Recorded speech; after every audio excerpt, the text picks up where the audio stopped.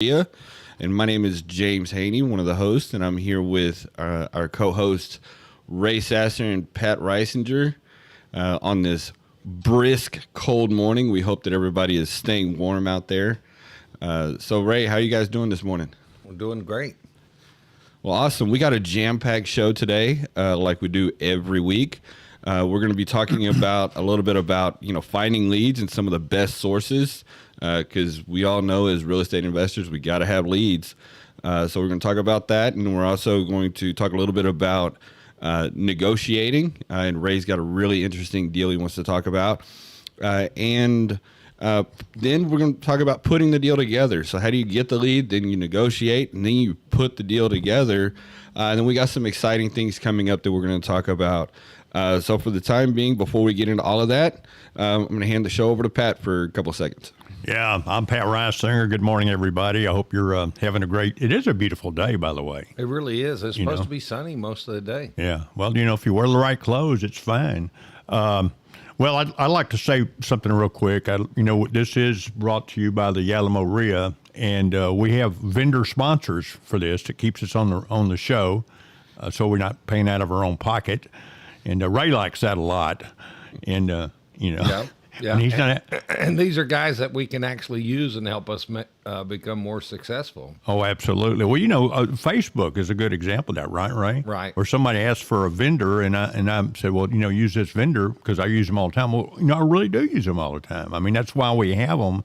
When guys asked me to be on this radio show, I got the first 15, 18 guys were people that have worked for me for the last 16 years. Facebook is, we've tried, like when we have houses outside of the Houston area, we've tried to get people off of Facebook, and I would say about 75% of them are either crooks or duds or don't have a clue what they're doing, and you can't beat a referral. If you could trust a referral, you could probably get a much better job done. Absolutely. And anyway, real quick, you can go to massivepassiveshow.com, and you can get all of our vendors plus our information about our workshops and our events coming up. Is that right? Yes, and it also has on massivepassiveshow.com, it has our YouTube channel, a link to our YouTube channel, and a link to our 2 Facebook groups. That's right. So that you can get any information you need to know about us. You can even submit a request. You can sign up for our events. The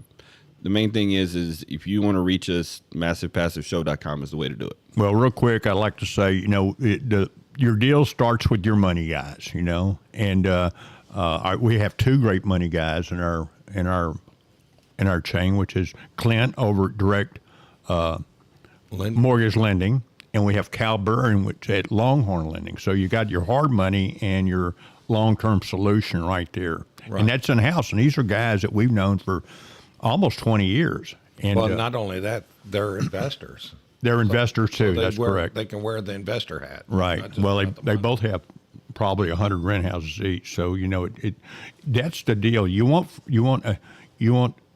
vendors that know our business. Also, we do our events from Transact Title, and they do all your titles for your deals. So here you've got your hard money, you got your long-term money, and you have a title company that knows this business. Because you can get a title company that doesn't know this business, and it's just a pain. Oh, it's a disaster. It is a disaster.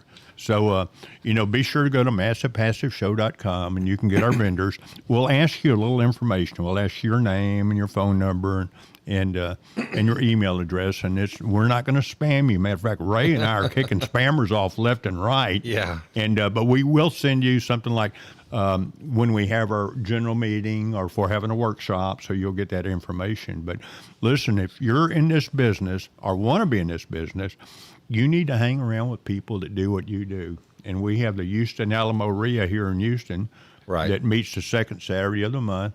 And we're going to have a great speaker that James is going to talk about here shortly. But we also have the San Antonio Alamo RIA, which has actually been going on for 7 years, Ray, or over 7 years. Yeah.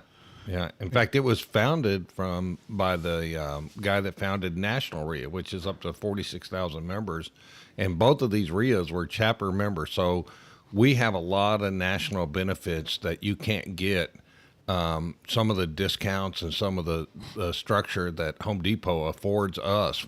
The National RIA is the largest vendor, largest affiliate of Home Depot in the world. So they work hand in hand, really getting good discounts, and our members get those as a member of our RIA because we're a national chapter. Well, kind of give you an idea, and I'll turn this show over to James and Ray. Ray bought his first deal in 1982. Right. He's like 32 now. When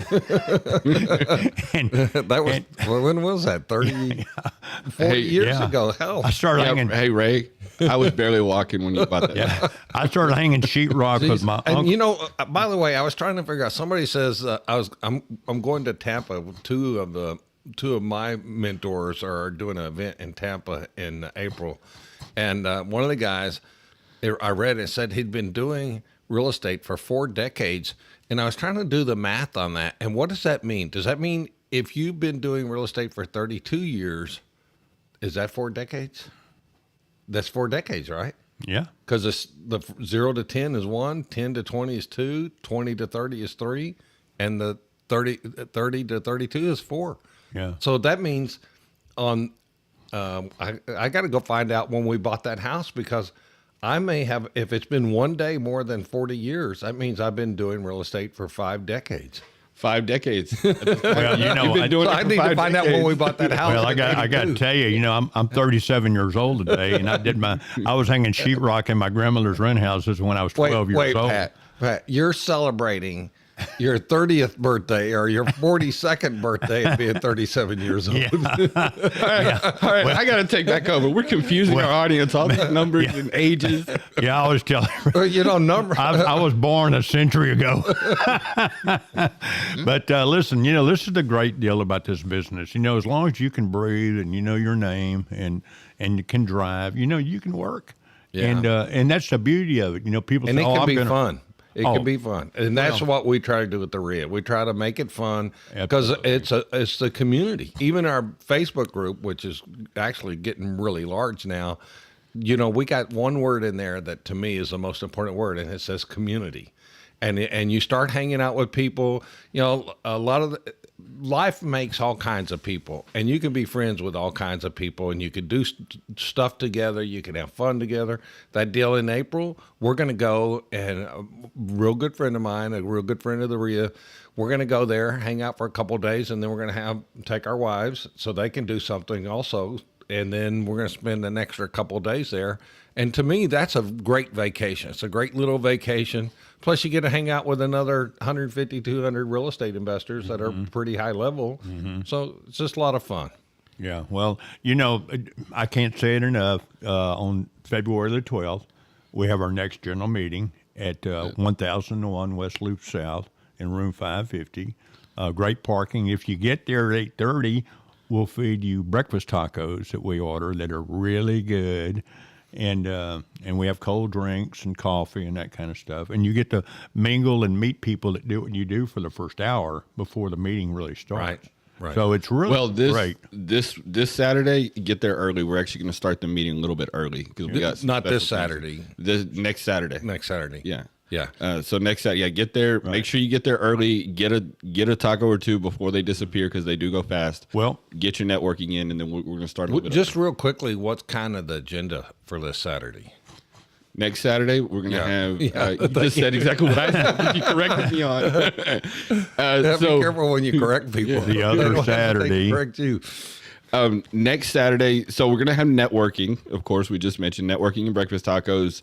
And then we actually have we have several special guests next week. All of our guests are special. But I'm really excited about this part. We have somebody that's going to be coming in and talking about, how to pull pre-foreclosure leads, and then also give us kind of a forecast on what we can expect in the near future as far as foreclosures are concerned, because that's going to definitely affect the market. And then she's also going to be talking about how to pull that data, how to read it, and how to utilize it. Well, their name is foreclosehouston.com, right? And they are my favorite foreclosure notifier, newsletter, or whatever that's out there. every city's got one of any. Well, it's like having like a newspaper. Yeah, you know? yeah. But the way they put the data together and present it, it's real easy for investors to work with that data. So they're literally on the wave of technology, and they have been for years and years. And I mean, their data is just really good compared to a lot of other cities that we looked at. Well, I need to bring up one more point, and we need to tell people this. This last foreclosure sale, which was Tuesday, which is the second Tuesday of the First month? Tuesday The of the first month. Tuesday of the month. Yeah. First Tuesday of the month is the foreclosure sale, and it's over by the Astrodome now in a big meeting Right. hall. And we had our students and members of our RIA at this event, and there was, I guess, 35 people showed up for Right. it. And Ray and James took them around and showed them how the sale works. And so they had the foreclosure sheets of what was going on, and there's like 6 different areas where they post the stuff by precinct. Right. And so you can go look and see on the boards, and it's all electronic, so they're changing them all the time.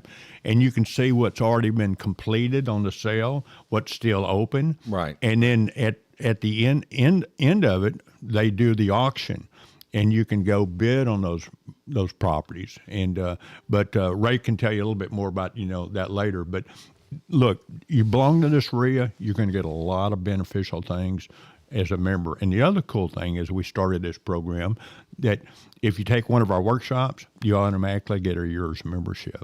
Yeah. So, I mean, it's a no-brainer, Yeah, and Ray actually watch our Facebook groups if you're in our Facebook groups, because Ray has a video of an actual sale that he watched from start to finish that he's going to share with me that we'll be posting in the group.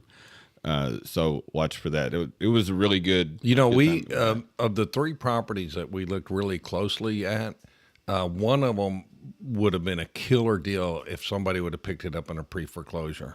Because when it went through the sale, the numbers didn't make sense. But at the pre-foreclosure level, they could have done it. One of the other deals that we looked at, because what we did is that later on that night, we went and broke the deals down. We did a little bit of title work. We did the comps on them. We looked at the property. And so that one pre-foreclosure would have been great, but it went to the sale, and I'm surprised nobody could pick it up before the sale because there was a lot of equity left on the table. And then the second one we looked at, it was a deal. It was a good enough deal, not a great deal, but it was a good enough deal to buy at the sale. So we could have bid on that and probably done just fine with it.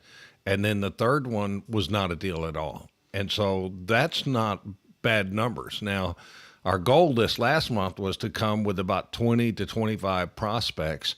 We kind of fell short on that. This next month, I think we're going to make another run at it. I think we had tasked a bunch of the group people to do some things that didn't really come down. So I think we're gonna get our whips out and be using them a lot more. That falls on real our quick, shoulders. Ray. James gave me some flyers. He still had some left. And I went around the room and started talking to men and women. They're like in little groups of 2s and 3s, and I discovered that almost every one of those people I talked to were new to the foreclosure sale. Yeah. So they really didn't have any knowledge of what to do. The sad part, Pat, is they're out there buying things and they don't have a clue what they're doing, and they're literally throwing away tens of thousands of dollars, and then they think they can go jump into this game. This is where you need to have your big boy britches, because they think they can jump in this game, and then because it doesn't go their way, they're going to cry like little babies and then say, well, can you undo the sale? Because I didn't know there was a first lien. I didn't know I was bidding on a second lien. And the attorneys, the trustees, and the constables deal with that every month. And guess what? They're not going to turn over the sale. And so when you throw away $50,000 because you don't have a clue what you're doing, they're not sympathetic. They hear it every month, multiple times. And they think all these tax liens are 2 years. Some of them are 4 years. Yeah. And you have to really know that business if Right. you're going to buy tax lien properties, because you buy it and you put improvements in it, well, a person can pay their taxes. Well, there's 100 ways to screw up in the foreclosure That's right, auction, and that's exactly. just one of them. And, right. and that's regularly screwed up. Right. So don't do that. Don't make that mistake. Learn a little bit. And then there's so much going on at that sale. Focus on one or two things and learn that, and then move on to other things. Well, that's why it's good to have great coaches. I mean, Yeah. you know, Ray, I've been in this business for, well, I'm not going to say how long, because then Ray's going to You're going to confuse the audience again. But James was Ray was James's mentor. Now James has been in this for 10 years. Ray is still my mentor. Well, I yeah. still Well, look up to actually, him. I want to tell you, I have people that are newer in the business than I am that mentor me too, because there's always Right. changes of things, and I'm always listening so I can learn something. So Yeah. anyway, on with the show. Yeah, so we are going to have, like we said, we're going to have foreclosehouston.com there at our next meeting to give us some inside information. And I'm super excited about that because, you know, she's going to show us, you know, how to look at the data and everything. And then Hey, are we're you also going to gonna talk her have- into doing the class for us? I'm working on it. Okay, good. So If she's I would listening, I definitely want expecting that to First happen. things first. And then we're also going to have Deal a Minute, where if you have a deal that you're looking for a buyer or a partner for or something, bring that deal, and we'll give you a minute to talk about it. You know, to where you can tell the ARV, the repairs, the purchase price, and what you're looking for on that. So bring your deals so we can have Deal a Minute. And then the main event, we're going to have some super successful and active investors that we're basically just going to ask them, you know, how would you start over in today's market with just your knowledge? Right. If you were just like thrown in yeah. a new place and given what, a couple $100 and Well, you had they would have their basic living expenses covered, and that Right. was it. And the only thing that they have that they could use would be their knowledge. They don't have the money. They hey, don't have I the know one of the connection. guys on the panel, his basic living expenses are pretty high. You better cap it. Well, okay. You know, I'm happy to drive a Corolla. He's going to have to drive a Bentley. You know, so, Who drives the Cube out there? we just bought that. That's our new acquisition. I told you. We were talking about that before the show. I wanted one of those for the day they came out. I wanted one of those, and 10 years later, I got one. You finally got one. And So now- that's, you're gonna be driving that now, right? no, that's like the spare car for the family, and it's already being used because one of the family's cars is down. So that's the meeting for next weekend, next Saturday. We're looking forward to it. We're super excited. You know, our last meeting there was a lot of activity and action and excitement, and everything. So make sure you come out every month. Our meetings are growing and they're getting bigger and bigger, and the excitement's growing. So we look forward to seeing you there. Go to massivepassiveshow.com.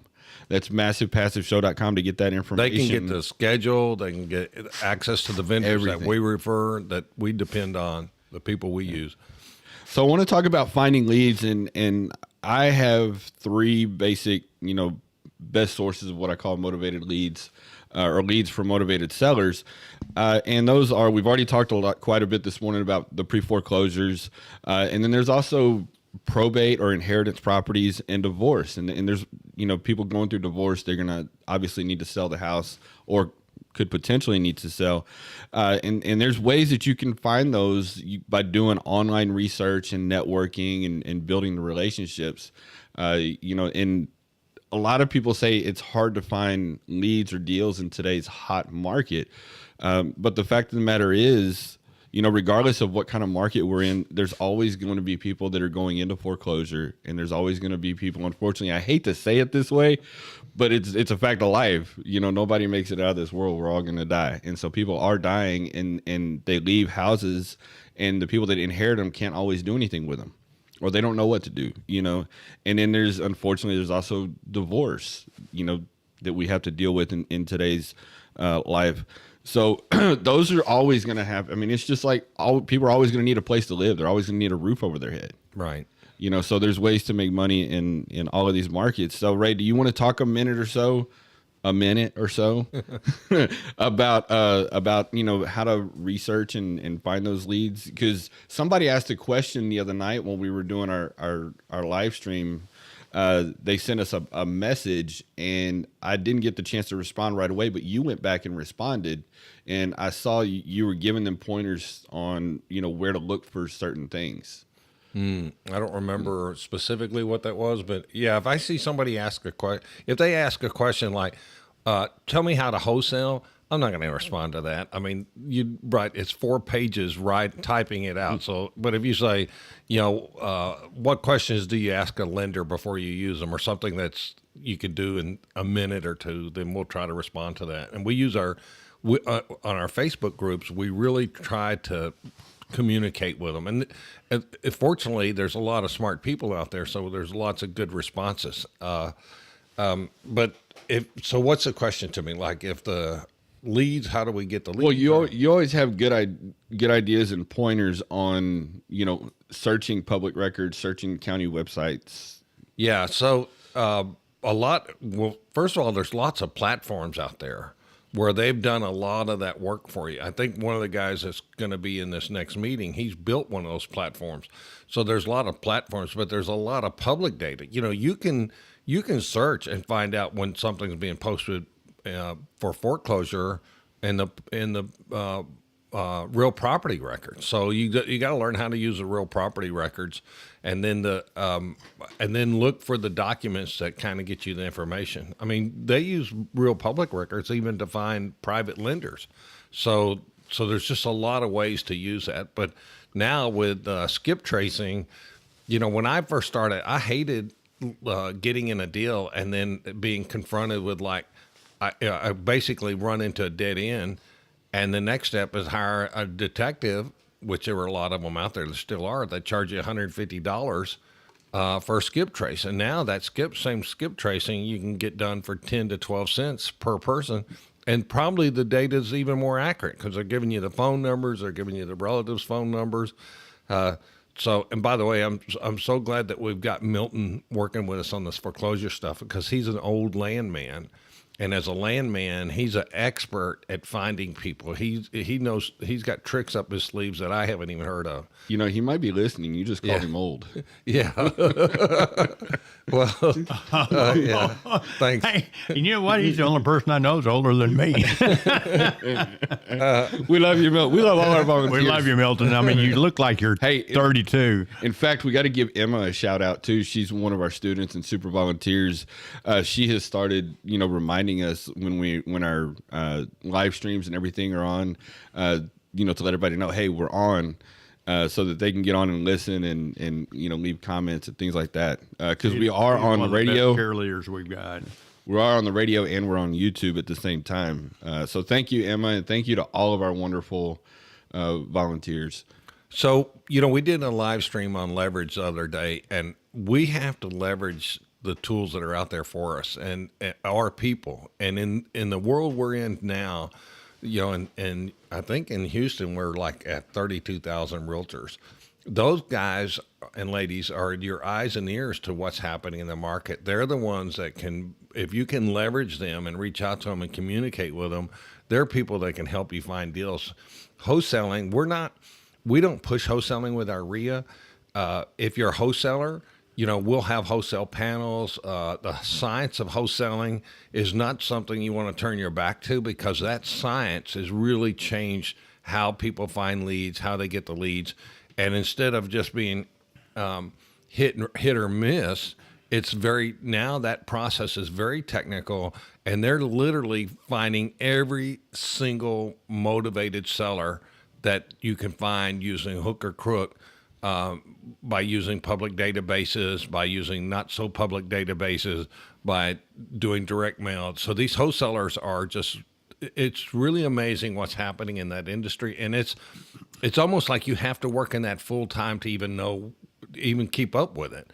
And so it's very hard to keep your finger on the pulse of that. But if you're not leveraging realtors and wholesalers and attorneys that are doing probate or following the probate list, following the evictions, following the vacant properties. If you're not tied into that some way and you're not using leverage, you're probably not going to get a lot of great deals. I mean, and there are a couple other ways. I mean, this foreclosure list that comes out, that's a very heavily utilized list. So you have to somehow stand out from the crowd. You have to learn how to convert. A lot of people get good leads, but they don't know how to convert. They don't know how to turn the deals into, or turn opportunities into deals. Because their only solution is, let me give you cash, and sometimes that's not what the people need. So just and we want to go into that here in a couple of minutes, and have you give some pointers on that, because I think you may have a really good deal that you wanted to talk about as well. But I wanted to, address, something that I've been seeing a lot lately, and that is the fear of, going out and getting, deals under contract, without a buyer. I just want, if you're wholesaling, like Ray mentioned, if you're wholesaling, that's great, but, try to shift your mindset a little bit, and instead of looking for buyers, I mean, you can still do that. You can find them at RIAs, you can find them at the foreclosure auction and everything like that. There's several different ways. But add to that, try to find a partner, to help you keep the deals, because there are ways that you can keep the deals and put a quote unquote assignment fee in your pocket, or put money in your pocket, like an assignment fee. Yeah, I think wholesalers, the main thing you hear from wholesalers, first of all, 2007, all the wholesalers and all the hard money lenders went out of business overnight. And it really wasn't overnight, but in retrospect, it looked like it happened like in a blink of an eye. And most wholesalers don't hang around. And there are some that are going to just hit it out of the park. It's almost, to me, it's like making the NFL. If you're a kid in high school, if you think you're going to make the NFL, I think you're going to make a lot more money going and spending time with the books and becoming an engineer, or getting that degree or whatever, than you are ever going to be by making the NFL. Because, and James, you probably know the records, but I wouldn't be surprised if it's 1 in 300,000 people make the NFL, or 200,000 people that play football. So I just don't see that as a smart way to move forward. And I think if you're a wholesaler, that's what you're up against. You're a wholesaler. There are a handful of guys who have hit it out of the park, and the machine they've built is just unbelievable. But the rest of them go out of business. They do it for a while and they go out of business, and they spend a lot of money on coaching and stuff like that, and they just got their ladder on the wrong wall. And that's not what you have to do. I think you need to be almost slower but consistent, and you got to figure out how to hold on to assets. I mean, what's happened? There are people that have paid retail in the last couple of years for houses, and the values of those houses have gone up so much. Their net worth has increased over $1 million, and they're paying retail. And I come from the school of, hey, buy it at 70 cents on the dollar minus repairs. That math doesn't even work. At the sale, I was talking to a guy there that buys for he's an iBuyer, which is, he's one of these internet companies, and they pay 85 to 87 cents on the dollar. So that's who you're competing with, and the wholesalers know that. Huh? Hedge funds, a lot of hedge funds. Yeah, well, they're iBuyers, and they're funded by hedge funds. Mm-hmm. The hedge funds are basically bankrolling everything, because people are desperate to get their money working. And if you know that, you got somebody like a IRA custodian. There's a couple of really big IRA custodians.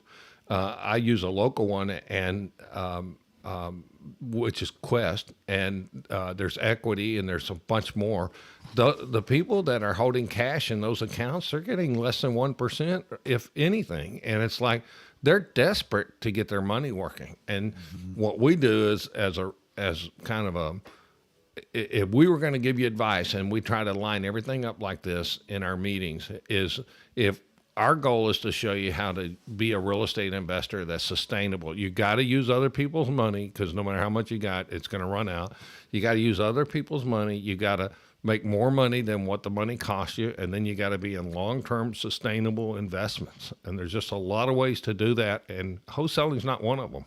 And keep your money moving so the government doesn't get it, right? Now, keep your money in the deal, because I don't know if we've ever talked about it. It's probably too complicated to just throw out here, but if you sell a property, you pay the maximum on a short-term capital gain, you pay the maximum taxes right then.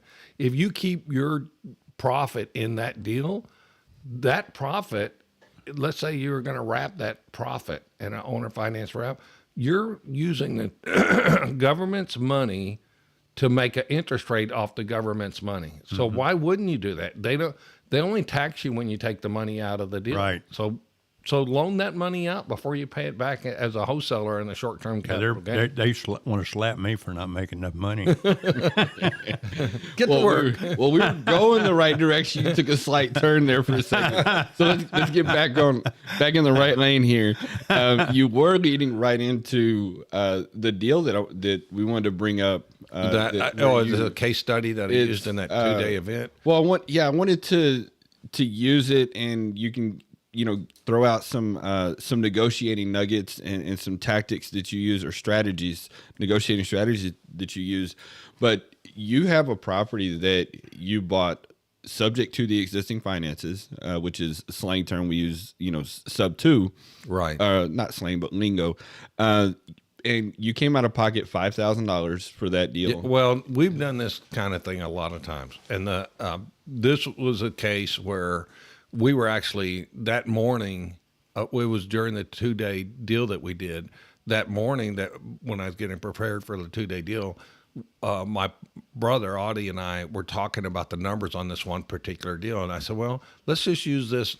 I'll just use this as kind of a case study. And so in that case, what happened about 2008 or so, we bought a house, and it was the wholesaler wanted $5,000 for his wholesale fee. The seller just wanted somebody to take over the payments so they could move out of the house and not be burdened with those payments.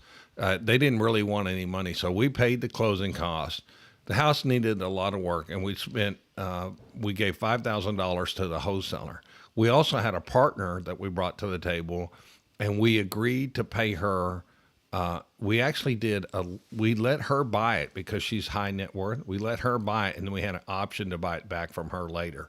So we did, you can call it a lease option, but really it was a loan. We borrowed money from her and paid her interest on that $25,000. So we came out of pocket really nothing in that transaction. Initially, we came out $5,000, but then when we brought the money partner in, then it was basically nothing. We used her money to fix the house up, and then we put a tenant in there. And then we were looking at the comps the other day because we're thinking about refinancing some of the properties we have. And so we looked at the comps, and that happened to be that morning, and that value of that property is $250,000. And the property is free and clear, just got paid off. From what I understand from Audie, the property just got paid off. So that tenant living there not only paid the $20,000 or $25,000, I don't remember which, for the funding of the deal, but it also paid off the balance of the mortgage because there was a $60,000 or $70,000 mortgage. So 9 years or 10 years, or I guess 11 years of renting it, it's now free and clear, and it's worth $250,000. So you can go now. A person could go if they wanted to. That happened. Okay, that's a fact. That happened. That happens a lot when you set these deals up right. Now, could I go and use that money while we were doing it? No, we had a little bit of a cash flow, but look at the net worth of that. Look at that value of that property now. And now, if I wanted to, I can go out and refinance. What's 70% easily of $250,000? I'll do a cash out. Yeah, at so real low interest. Yeah, so you could literally refinance $200,000 and put that in your pocket and spend it, and it's not taxable because it's a loan. So now I wouldn't recommend that. What I'd recommend is pay off some of these 7 and 8% loans that are out there. And when you refinance at 4 or 4.5%. So now you could dramatically, if you have high loan constants, which means you have a lot of loans that you're paying on, but the balances aren't real high, then you can pay off those high loan constant loans, and then you immediately generate massive amount of cash flow. I mean, so that $200,000 loan might cost me $700 a month or $800 a month, but I might be able to pay off debt that's costing me $4,000 or $5,000 a month. So I'm basically taking one set of money and trading it for the other set of money, and all of a sudden just get a huge jump in my monthly cash flow. Well, and right, even with the interest rates fixing to go up like 1%, that Right. that cash outs are still going to be at like 4.25%, Right. which is really cheap money. Yes. I mean, I got a cash out 2 years ago for 3%. I mean, it's like almost like money for nothing, right? Right. So yeah, you got it at the best possible time. that's right. So I mean, even now, You don't want to sell that sub two to me, do you?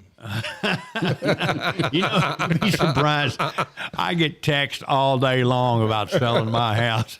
And I said, "Well, I'll give me give you $600." $10,000. I said, "Give me $600,000. It's yours." And of course, then I block them because they're not. You know, they're Go not ahead. gonna call me. Hey, this is perfect. This is good. Go ahead, negotiate. Get Pat. Well, he's a don't wanter. Oh yeah, no. Hey, listen. James, go get one of my guns. I want He was- to make him a motivated seller. Yeah, they were doing that during y'all's workshop. He got this scenario, right? And Yeah, and so anyway, when the groups kind of came back together and Ray was doing the questioning, he goes, "Okay, so." Jesse, how did it go with your group? Well, you know, there was a guy that only offered me blah, blah, blah. And Ray said, that was Pat, wasn't it?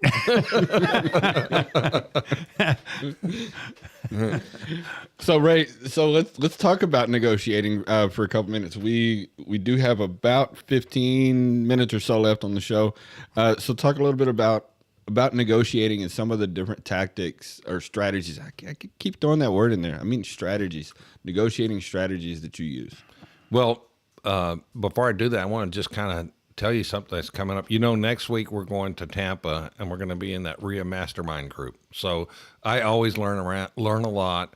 And when you're in that group, you're all equals. So everybody they don't worry too much about beating you up. So there is a certain amount of abuse that we'll have to take. But what they're doing, those are all RIAs. So I'm doing a negotiation class for, I think, all the RIAs there on March 22nd. So just stay tuned to our Facebook groups and we'll announce it.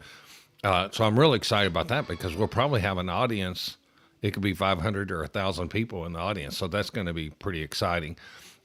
You know, negotiation with me, because I was an introvert starting out, and negotiation with me was super important because it was hard to talk to people. And I just had to figure out, I needed to get better at talking to people and communicating with people and talking about things that were important to them, not just important to me. And that's a big mistake a lot of investors make, is they talk about what's important to them.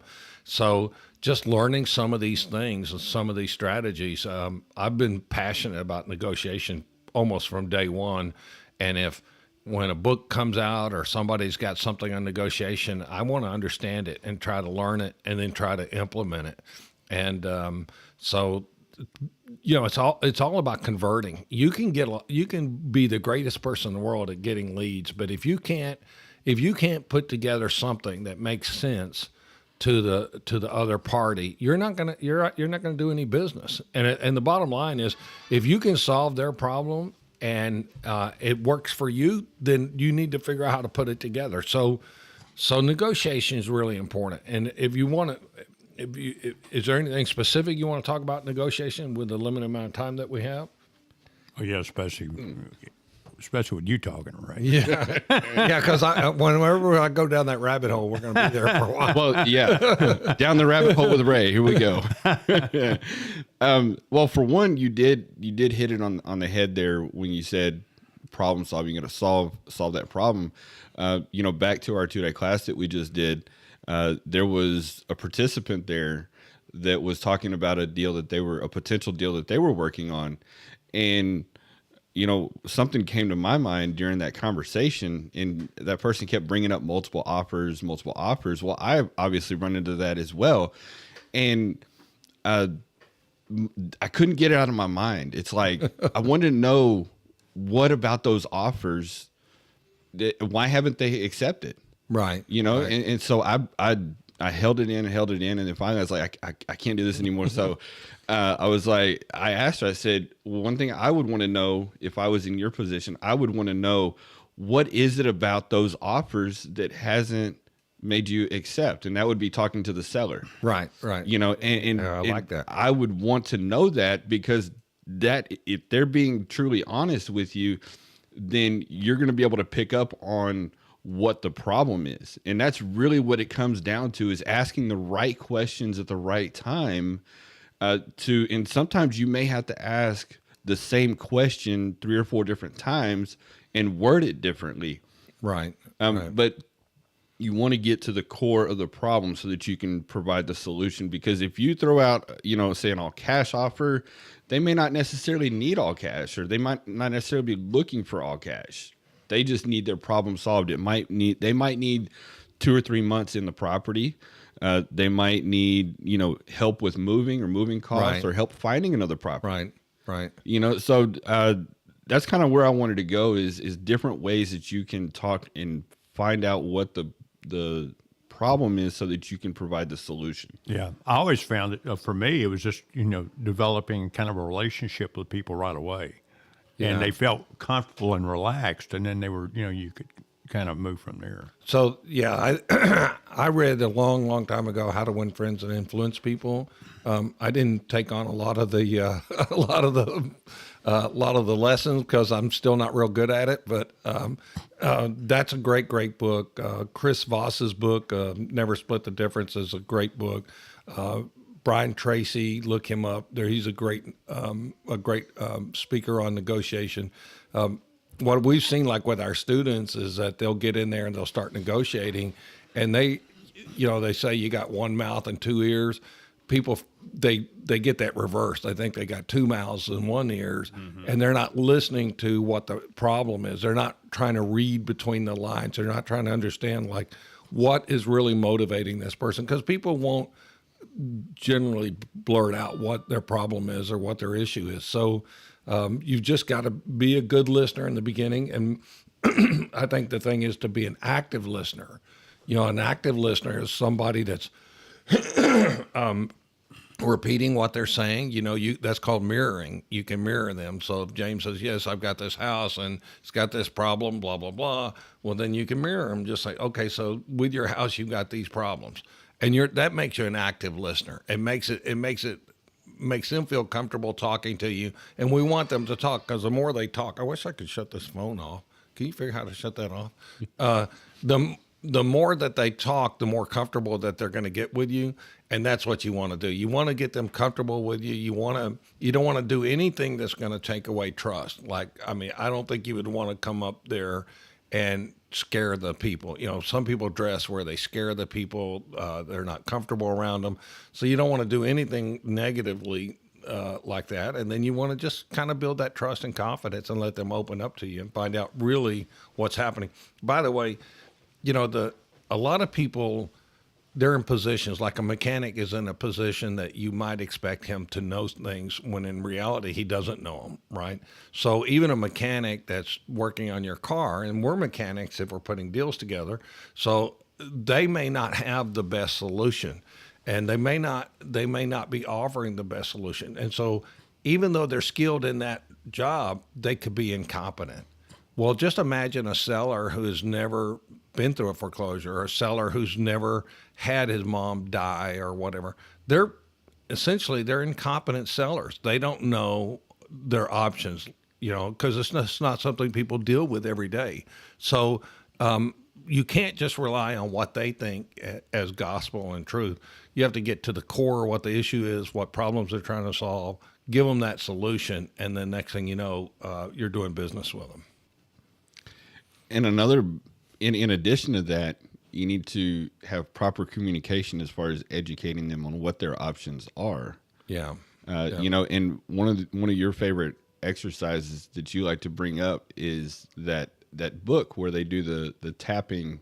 Oh yeah. And it's Did called you listen to that by any chance, Pat? You need to listen to that. Where you can't unring a bell. Oh yeah, you told me about that. Yeah. He wasn't there apparently. He didn't listen. Yeah, I think that's called Drummers and Tappers. Yeah. And Drummers it's and Tappers. YouTube it. You can't unring a bell, and people. If James and I were going to talk about something, it doesn't matter what it is, whether it's like, hey, James, I want you to install these doors, or hey, James, what do you think about this? So if we're going to have a conversation, all of us sit down at the table with preconceived ideas and notions. And when I'm talking to James, he's playing what I'm saying through the template of what he's thinking is right or wrong. So there's a really good chance that he's not going to hear what I say. And this is if we both speak the same language. Now, just imagine if English isn't the primary language, you add that little variable on there, and then what's the chances you're going to be able to communicate with somebody? It's very low, and it's almost you almost have to lay it out, and then you have to test them.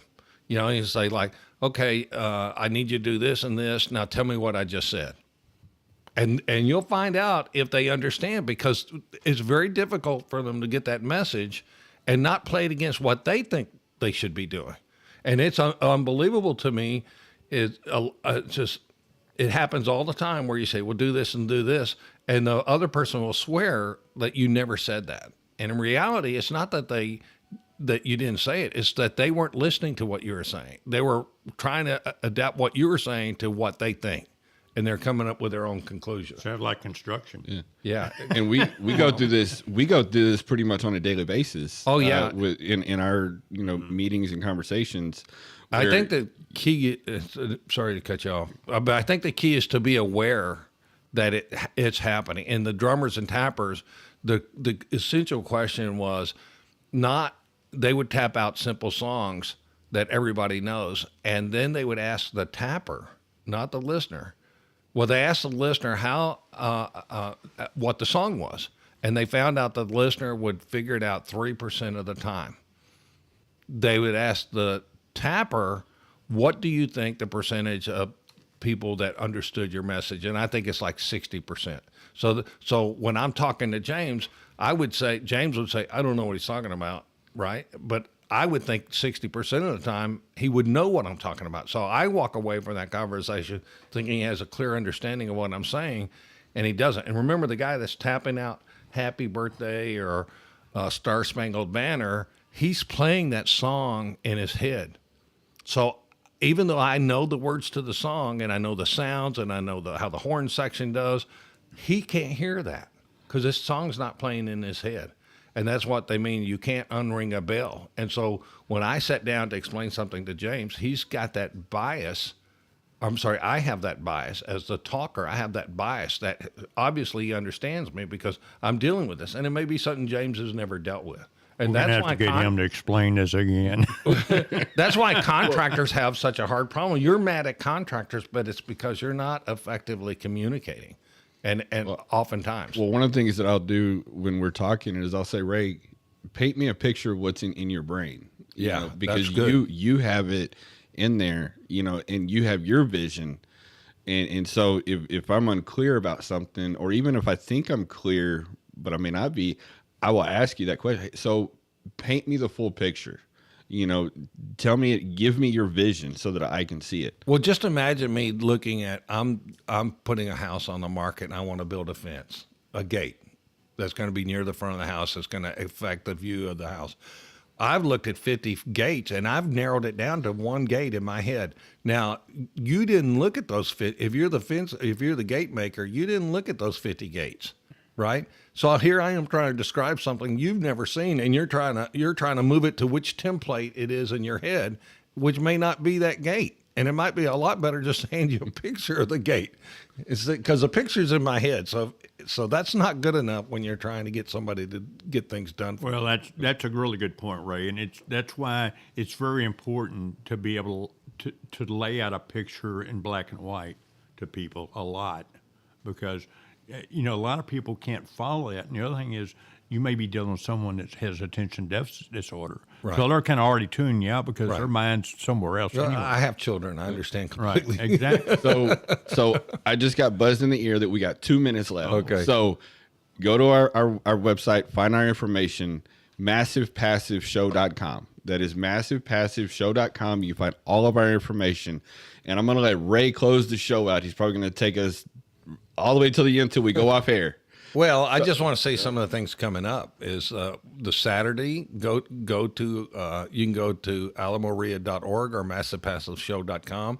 Find out the event location and when it's going to be, and hopefully there's an agenda there of what's going to be happening. I think it's going to be a really good meeting. So we've got that coming up. We've got that negotiation class coming up March 22nd. What else we got coming up? We're gonna have Tom Berry from the Wealth Club. Yeah. Or he used to own the Wealth Club. He's gonna be coming to Aria in March. Yeah, on yeah. March 12th. Really nice guy. You really Lots need of to meet him. lots of exciting things coming up. Yeah. And our 2 Facebook pages, right? Yeah. Well, I don't want to. It's too much stuff. So Yeah. Well, Well, again, that's on the website. MassivePassiveShow.com. You can get everything here that we talk about, because we do have a lot of different channels and platforms that you can reach us and follow us on, and we might even be adding some to that. So again, we have one location where you get all of that. MassivePassiveShow.com. cool. Look forward to seeing you guys. God bless you and have a beautiful day.